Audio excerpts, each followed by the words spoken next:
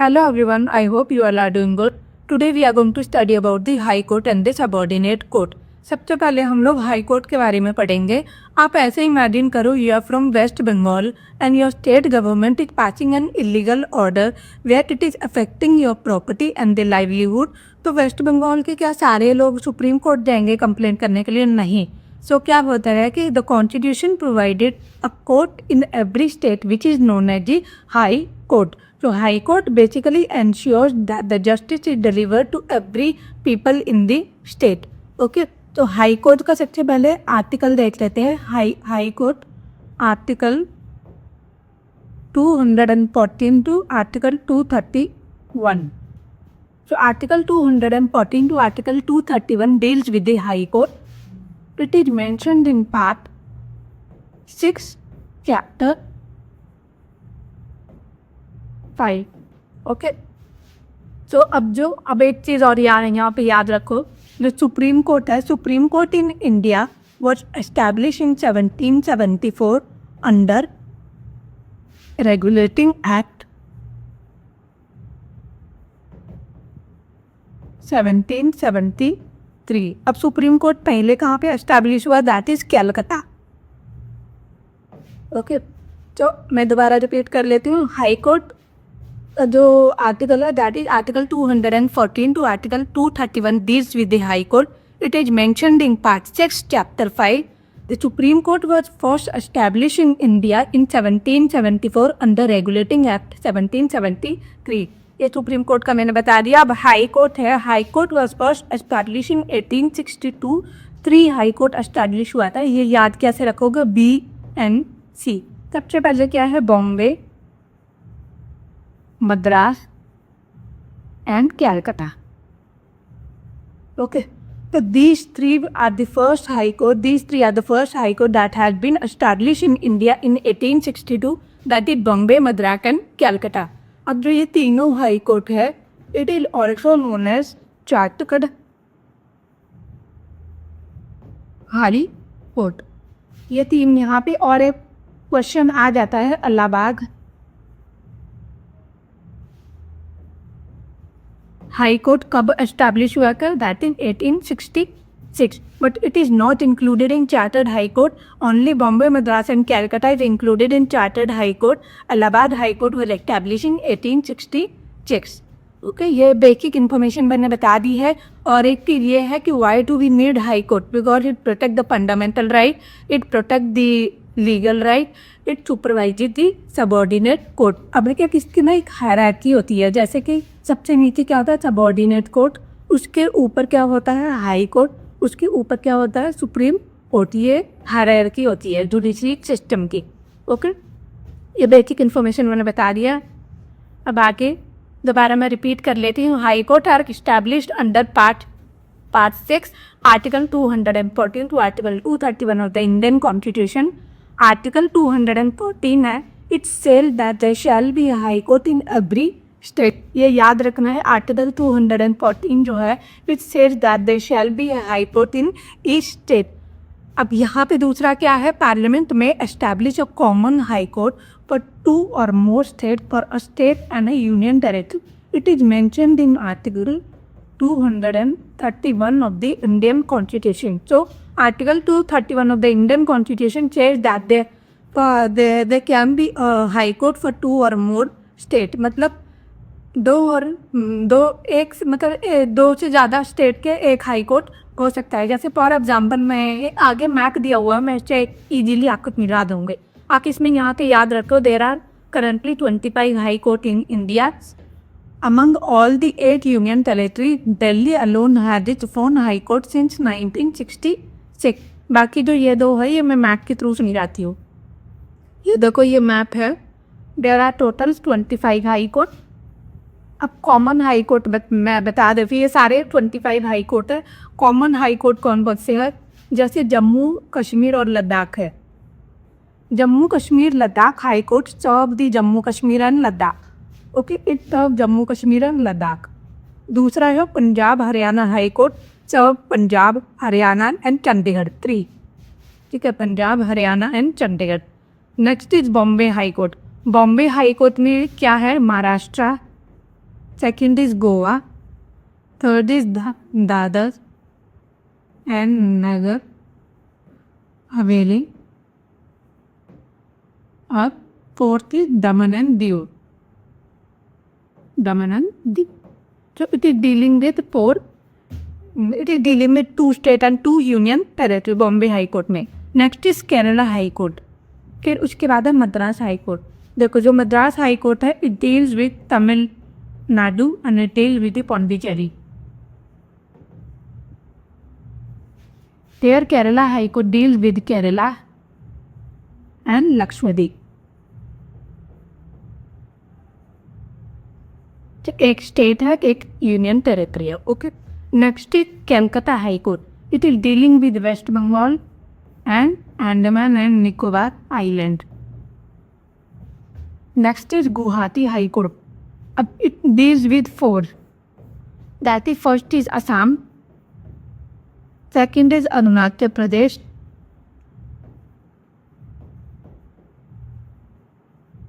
Third is Tripura, not Tripura sorry,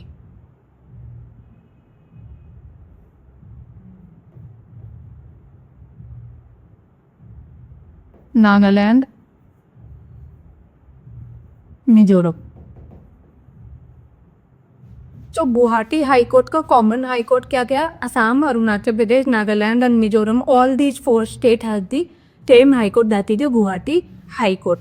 okay. अब यहाँ पे याद रखना है एक और इन्फॉर्मेशन. इलाहाबाद हाई कोर्ट है the highest number of the highest strength of the जज कहाँ पे है? That is Allahabad high court. अब न्यूएस्ट हाई कोर्ट कौन क्या? That is the Telangana high court and the Andhra Pradesh high court. Newest इसलिए का 2019 में आंध्र प्रदेश एंड तेलंगाना को separated in 2019. So newest high court कहाँ बना? That is Telangana and Andhra Pradesh में. मैंने सारे कॉमन हाई कोर्ट बता दिए है, ये इंपॉर्टेंट है, ये पेपर में पूछ लेते हैं.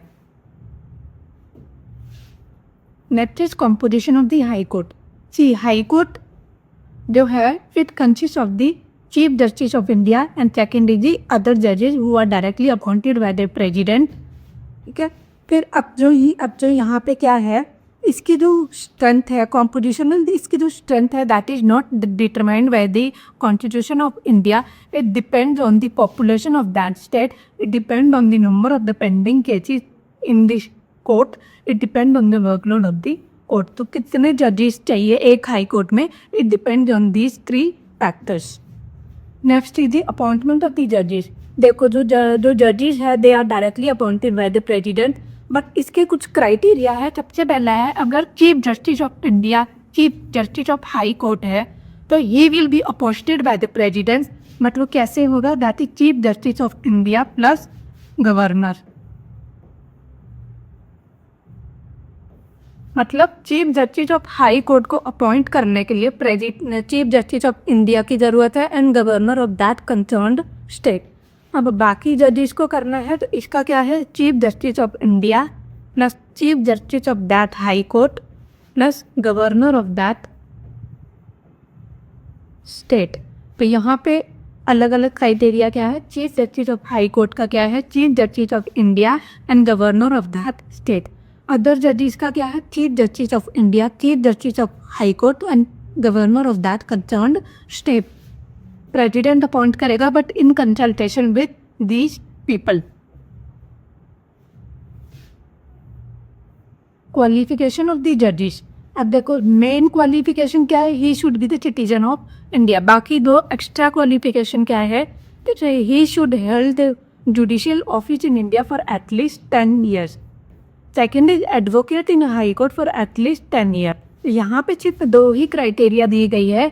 He should have held the judicial office for 10 years. He should be the advocate of the high court for 10 years. यहाँ पे आपको ये ध्यान रखना है कि minimum age for becoming the जजेस is not mentioned in the constitution. यहाँ पे कि यही 2 क्राइटेरिया है कि वो जुडिशियल ऑफिस उसने होल्ड किया वो पर 10 year, या तो फिर वो एडवोकेट होना चाहिए हाई कोर्ट का पर 10 year. अब देखो हम लोग हाई कोर्ट और सबऑर्डिनेट कोर्ट के बारे में पढ़ रहे हैं तो इसका हम लोगों को सुप्रीम कोर्ट के साथ थोड़ा डिफरेंशिएट करना पड़ेगा. तो so that you will be able to analyse the difference between these 2. अब यहाँ पे मैंने क्वालिफिकेशन ऑफ जजेस ऑफ हाई कोर्ट बताया है, तो मैं साथ में सुप्रीम कोर्ट को भी बता लेते हैं। सुप्रीम कोर्ट का क्या है क्वालिफिकेशन? सबसे पहला क्वालिफिकेशन है ही शुड बी द जज of high court for 5 years. He should be the advocate of High Court for 10 years, and he should be the distinguished jurist appointed by the president. तो अब आपको यहाँ पे ध्यान क्या रखना है? जजेस ऑफ द हाई कोर्ट के क्या क्या क्वालिफिकेशन है? That is he should hold the judicial office for 10 years. He should be the advocate in a high court for 10 years. अब सुप्रीम कोर्ट में क्या है? He should be the judge of high court for 5 years. He should be the advocate of high court for 10 years. He should be the distinguished jurist that will be appointed by the president. ये distinguished jurist है वो कौन होते हैं? Who have the special knowledge in the field of the law. ये सिर्फ supreme court में है, हाई कोर्ट में distinguished jurist नहीं है. Okay, next is oath of the high court जजेस. अब जो हाई कोर्ट ओथ लेता है that will be administered by the governor of that state. तो ओथ कौन देता है? गवर्नर. ओथ वो क्या क्या लेता है? To uphold the constitution, to perform the duties faithfully, to act without care or favour, to protect the sovereignty and the integrity of the India. ठीक है, ये मैंने बता दिया है. Next is salaries, allowance and pension of the high court. जो ये salaries है, अलाउंस है, ये pension of the high court जजेज है. They are determined directly by the Parliament of India and it is charged in the consolidated fund of the state. अब ये high court के जजेज का जो है ये कंसोलिडेटेड फंड ऑफ स्टेट पे होता है, बट जो सुप्रीम कोर्ट के जजेज है it is charge on the consolidated fund of India. Okay, अब यहाँ पे ये बोला गया है नेक्स्ट कि जो जजेस की जो सैलरीज है या अलाउंसेज है they will not be reduce unless there is a financial emergency in India. अब देखो इंडिया में अभी तक फाइनेंशियल इमरजेंसी नहीं लगी है and financial emergency is mentioned in article 360 of the Indian constitution. जो ये फाइनेंशियल इमरजेंसी है ये इमरजेंसी प्रोविज़न में इंक्लूडेड है, जो मैंने आपको ऑलरेडी पढ़ा दिया है. इमरजेंसी प्रोविज़न का ये ब्रेन हब अकेडमी के जो यूट्यूब चैनल है उसमें जाके ये पढ़ लेना उसके बारे में, तो आपको समझ आ जाए. Tenure of the high court जजेस. देखो there is no fix term for the high court जजेस. अब जो हाई कोर्ट के जजेस है उसमें जो मिनिमम एज है that for not given, but maximum age for the high court जजेस इज 62 ईयर. अब यहाँ पे ध्यान रखना है कि मैक्सिमम एज क्या है? 62 year for the high court जज, बट फॉर सुप्रीम कोर्ट जज इट इज़ 65 ईयर्स. तो दोनों के बीच यही डिफरेंस है कि हाई कोर्ट के जज की 62 ईयर होनी चाहिए और सुप्रीम कोर्ट के जज की कितने? 65 ईयर्स. Next resignation. अ जज may resign by writing to the president of India. यहाँ पे ध्यान रखो जो oath is administered by the governor of the state, but अगर उसी जज को रिजाइन करना है that will be given to the president of India. That is removal. इस judge need to be removed, it will be on the basis of the two criteria that is a proved misbehavior or the incapacity. इन दोनों के basis पे he can be removed, or if there is an impeachment process he can also be removed by the impeachment process. Next is vacating office. A judge office is vacated if he is appointed as the judge of the Supreme Court या फिर दूसरा है he transferred to the another high court. Next is acting chief justice.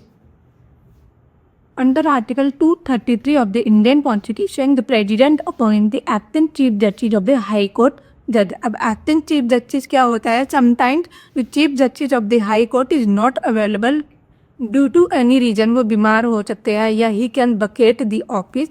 अगर वो office में present नहीं है या कि कोई नया इलेक्ट नहीं होके आया है तो इसका मतलब ये नहीं है कि high court will stop functioning. Someone had to take a charge. तो फिर प्रेसिडेंट क्या करता है? he appoint the acting chief justice so that वो चार्ज ले ले जब तक new regular judge is not assuming the office.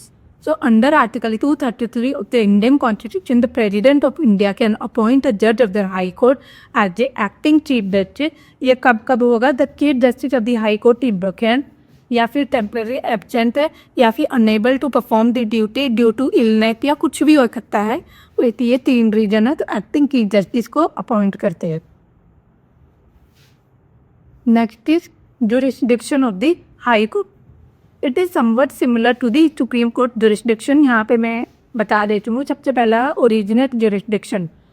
For example if a person want to file a case, he can मतलब उसे सबऑर्डिनेट कोर्ट जाने की ज़रूरत नहीं है. ही can directly go to the high court which is known as the original jurisdiction. मतलब cases can be filed directly in the high court under the original jurisdiction. इसके example क्या आ जाए थे. इलेक्शन पेटिशन हो गया या फिर रिट पेटिशन हो गया. अब ये रिट पेटिशन है, ये इस वाले में है, मैं बता दूंगी इसका. रिट जुरिस्डिक्शन क्या है. High court issue the writ for the fundamental right in the legal right. अब रिट कौन कौन से होते हैं, वो 5 होते हैं. Habeas corpus. ये जो 5 है ये आप ये याद कैसे रखोगे, इसको याद रखोगे HMPCQ. ये इजी ट्रिक है याद करने की. Habeas corpus, mandamus, prohibition, certiorari and the quo warranto. सबसे पहले है हेबियस कॉर्पस. हेबियस कॉर्पस का मतलब होता है means to have the body of. इसका मतलब ये है if a person is detaining if police is detaining a person, okay, and court बोलते हैं कि आप उस पर्सन को लेके आओ सामने. And if court sees that वो इलीगल डिटेंशन हुई है बाय द पुलिस, सो तो court release that person. That is known as habeas corpus. Second is mandamus. Mandamus means we command. The court order the government official to follow the duty and to perform their duty. It is only applicable to the government authority and not to the president, governor or the private individual. पे ये applicable नहीं है. It is only applicable to the government authority. So mandamic means we command. Prohibition. Prohibition needs to stop the lower court before judgment. Lower court को अपने आगे मतलब duty perform करने के लिए रोकना. Next is certiorari. Question the proceeding after judgment. Question mean to cancel the proceeding after judgment. तो prohibition क्या है, बिफोर द जजमेंट. प्रोहिबिशन क्या है, it is before the judgment. Before the judgment. And certiorari क्या है, it is after the judgement.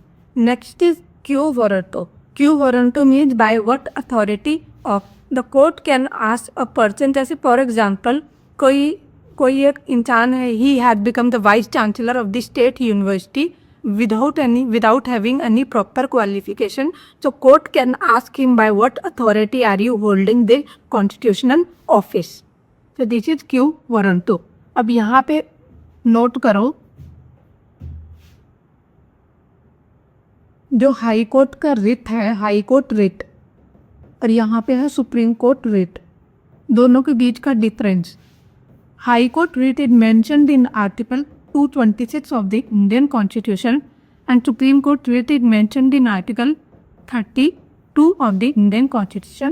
Article 32 itself is a fundamental right. Okay. अब जो high court का रिट है, it is wider than that of the Supreme Court. The reason behind it is that the Supreme Court जो है,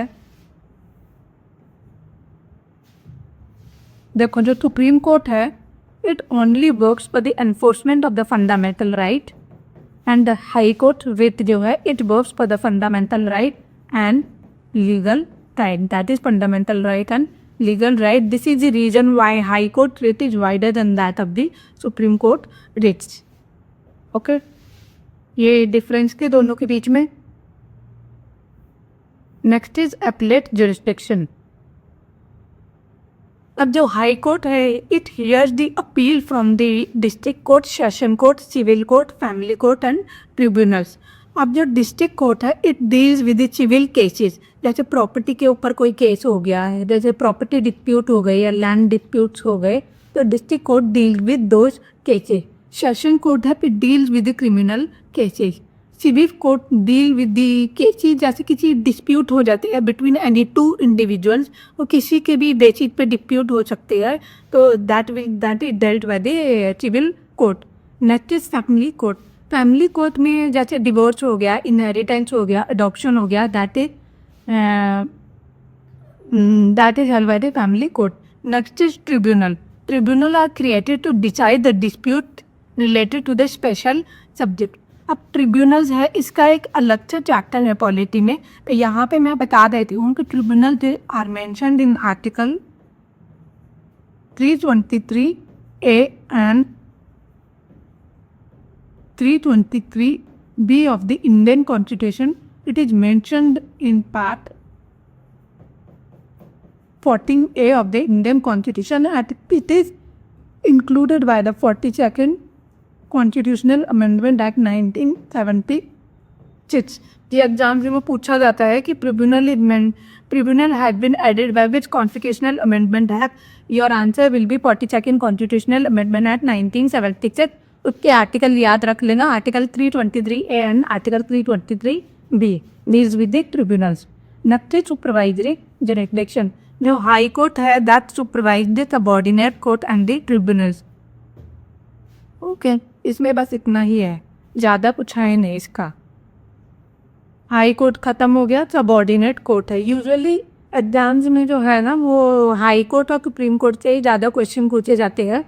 subordinate court से question ज़्यादा आते नहीं हैं, बट इसके ओवरव्यू पढ़ लो ताकि पता लगे कि जो सबऑर्डिनेट कोर्ट है it comes under article 232, 233 to 237 of the Indian constitution. It is mentioned in part 6 and chapter 6.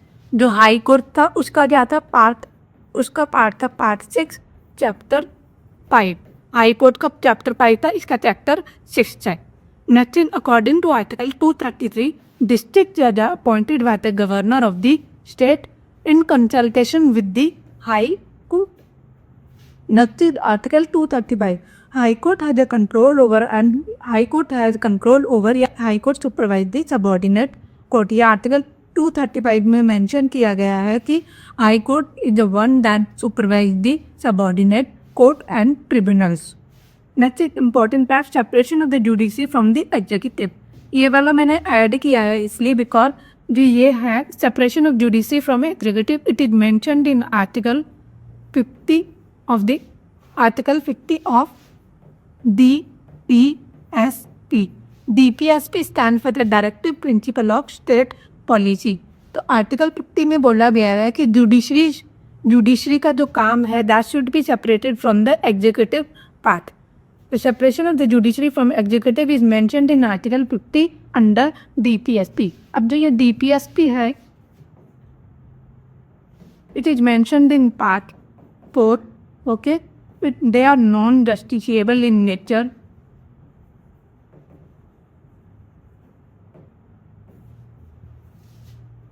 ठीक है, अब ये ध्यान रखना कि separation of judiciary from executive is a part of the DPSP और not the fundamental right.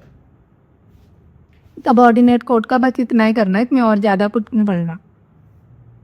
Next है previous year question है, इसको पढ़ लेते हैं. सबसे पहले है अंडर विच आर्टिकल के अंदर high court issue writ, that is article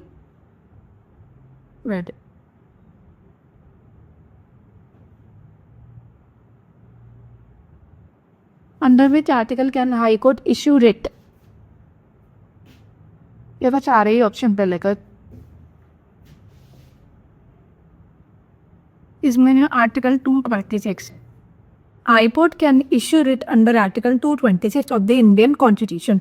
अब supreme court can issue writ under 32. Article 280 जो है it deals with the finance commission.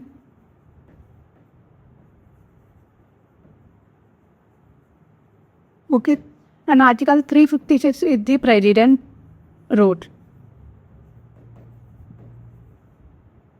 Okay, next is oath of the high court is administered by the governor of the state. Oath कौन देता है high court जज को? Governor. और अगर उसे रिजाइन करना है तो that will be given directly to the president of India. अब हाई कोर्ट का जो जज है वो ओथ कौन देगा? गवर्नर. बट सुप्रीम कोर्ट का जज को ओथ कौन देता है? That is the president of India. Next is with reference to the Indian judiciary consider the following state. Any retired judge of the Supreme Court can be called back by the Chief Justice of India with the previous consent of the President. Yes, correct. कोई भी retired जजेज है ही can be called back by the chief justice of India with the previous consent of the president. ठीक है.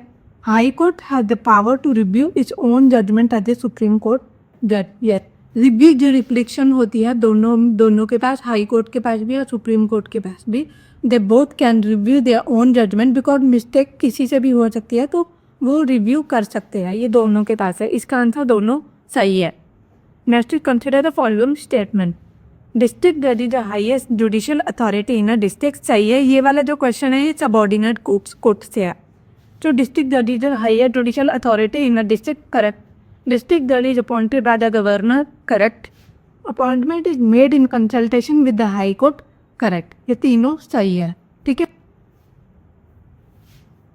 Next is consider the following statement. Every state must have a separate high court. देखो यहाँ पे आपको keyword ये देखना है must. जब ऐसे लिखा होता है ना मस्ट, शुड हैव, कैन, ऐसे ऐसे वर्ड ना गलत होती है यूजुअली यूपीएससी में। यहाँ पे मस्ट लिखा है तो ये गलत है। यूजुअली क्या होता है कि हर स्टेट के अपने हाई कोर्ट है, but there are some state which have a common high court. तो दोनों चीज़ें एलिजिबल है, दोनों चीज़ें मतलब हो सकता है। Parliament may establish a common high court for 2 or more state, correct. It is unmentioned in Article 231 of the Indian Constitution. The Constitution permit one high court for a state and union territory, correct. तो इसका answer क्या है? 213. Next is consider the following statement. High Court can issue writ only for the fundamental right? No. High Court can issue writ for the fundamental right, the legal right under Article 226. The Supreme Court है, it can only issue the writ for the fundamental right. ये पहला क्या? पहला गलत है। High Court writ jurisdiction is wider than that of the Supreme Court. Yes. Reason is that because High Court का जो है वो इशू करता है for the fundamental right and the legal right, इसलिए वो wider है than the Supreme Court. High Court exercise writ jurisdiction under Article 220. Yes, correct. तो इसका आंसर क्या है? पहला गलत है, दूसरा सही है, तीसरा सही है। इसका आंसर क्या है? बी। आज के लिए बस इतना ही है। I hope you like this session. Thank you.